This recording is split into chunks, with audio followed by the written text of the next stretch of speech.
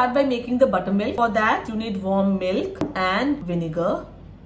Add it and give it a stir. Keep it aside. Now, because this is a one bowl recipe again, let's start with the all-purpose flour, sugar, milk powder, and give it a quick mix. In goes the baking powder and baking soda. Mix it well, and once your dry ingredients are into the bowl, then you put all your wet ingredients. Now we will pour our wet ingredients one by one. So let's start with the buttermilk, then oil, and some flavor and color. Now mix using cut and fold method.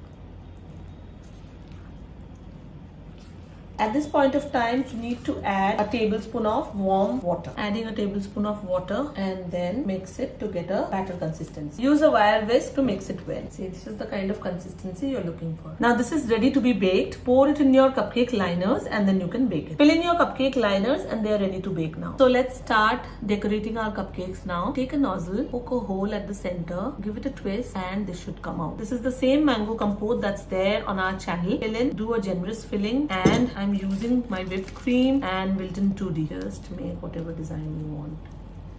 I just want to do a cavity like so, and then fill in with more compote.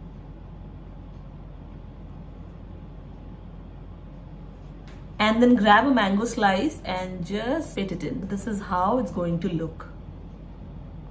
Enjoy making them this summer.